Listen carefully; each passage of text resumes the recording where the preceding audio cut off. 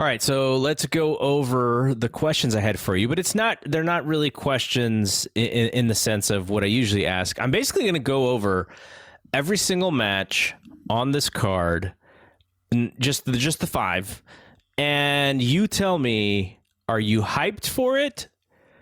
Are you kind of in the middle about it, or are you not hyped for it at all? Is there a hyphy? And let's start. There a hyphy option. Is that old now? I don't think they're doing that anymore, right? Yeah, I don't think so.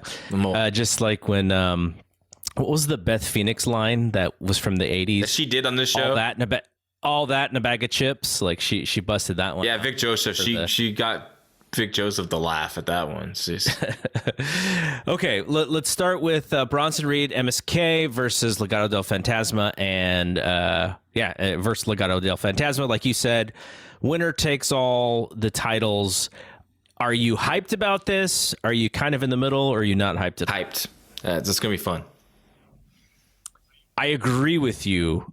This is kind of what we talked about before. I think maybe it was last week, about what they could do. You don't always have to defend the tag titles if something else makes sense. They are technically now defending the tag titles, even though it's in a 6-way. But this is going to be a fun match, and I kind of hope that this is the opener, because I think it'll really set a good tone for the show. I'm guessing the ladder match will open.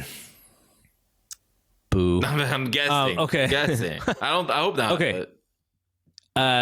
Raquel Gonzalez and Ember Moon. Middle. Yeah, I agree with you. Just because, being inside baseball, I just know Raquel's going to go. I just hope for a good match. I think they will, though.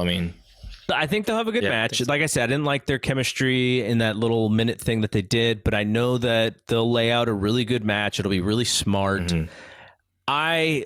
This is a middle rather than a not hyped at all for me, because I just think Raquel has something, and I hope that they continue this story with her, or this championship build, because I find she's one of the people that when she's on television, I just look at her and I go, wow, like she's somebody. She looks like somebody. Yeah. She feels important, and I hope that they keep it up with her. And they teased. They didn't tease it, but they're going to bring back Io Shirai, and there was a little stare down between the two, as if they can have another match down the line. So I hope that they continue to, go forward with her and push her to the finish line, because I really enjoy her. Yeah, me too. All right. I think I know the answer here. Mercedes and Zai Lee. What? I think we both have not hyped at all. Not hyped. That might be Bath and Break. Nah, I won't. You watch everything. Yeah, we'll watch it. And look, this is a opportunity for Zai Lee, right? They put a lot of effort into this new character. Some of it is a little over the top for me, but it's not boring. It's very interesting. Mm-hmm. But at the end of the day, it's about what she brings inside the ropes. And so I think, this is a very important match for her. And I hope she's got the right person to have the match with, on that roster. The only other person I would have thought, maybe like a Toni Storm or something. But then Tony's so good and she's still so beloved. She may take a little bit away from Zaya. But I think this is the right person. So my hope is, by establishing that she's on this show, that she does have a great performance, and it really builds up her character up. I'm a little harsh, but I always hope for every match I watch, I hope it's going to be good. So we'll see. We'll see what they bring. I can't imagine it being too long. I hope it doesn't overstay its welcome. I think they keep it at a good 8 minutes, 6 to 8 minutes. It might be a little smoke and mirrors or some stuff. I think it'd be fine. All right, Cameron Grimes versus LA Knight ladder match for the $1 million championship. I'm hyped for it because I want to know who's going to win. I'm not hyped for the ladder match itself, but I'm hyped for the outcome. I am in the middle, but it's mostly because I'm not the biggest fan of LA Knight.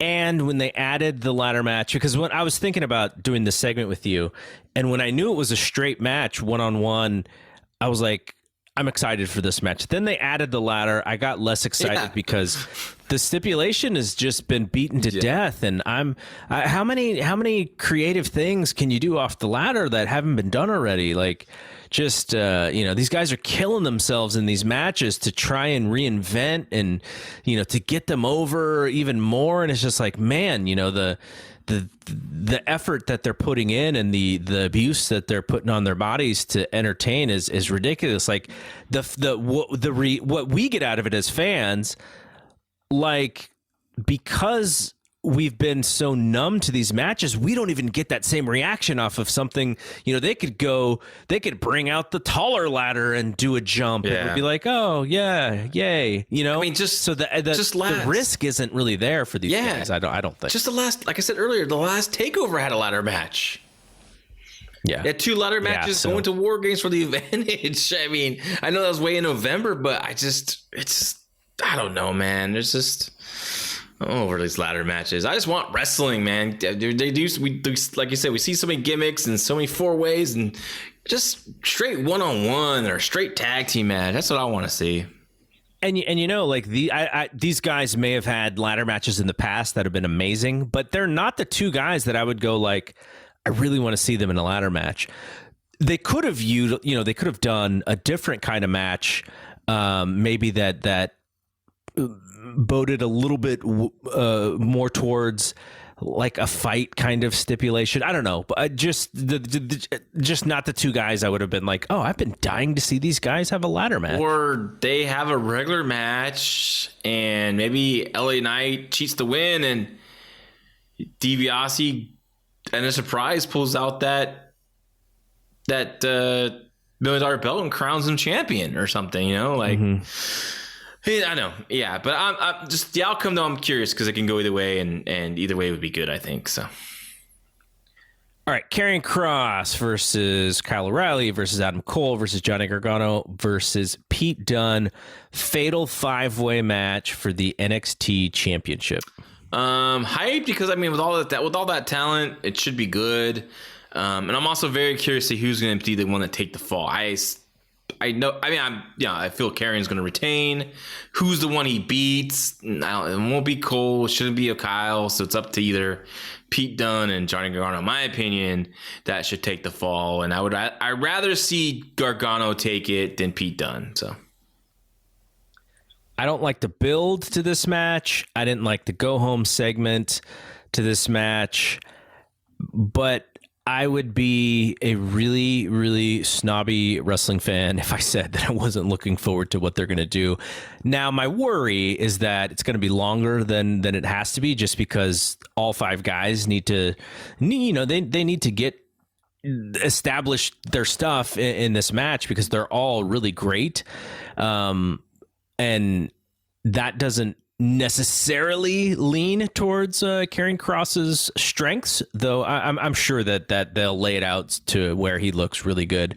But yeah, you have to be hyped for it just because of the quality of the wrestlers and just the fact that it's going to be, they're not going to put this match in this spot for this show and it be not good or just be even average. Like it's not possible. So I am hyped for it as well.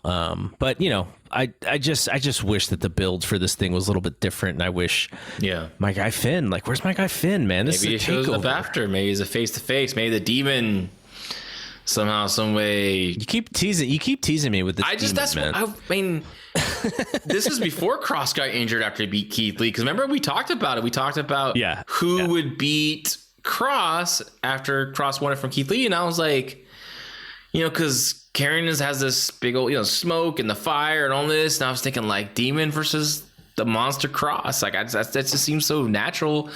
And like I said, I want Finn to be the one that beats him because I want Kyle to beat Finn for the title. Because I think that's the story that needs to be told for Kyle. And but now Adam Cole's been just throwing a lot of wrench in that. So who knows? He's been killing it. So we'll see. Yeah.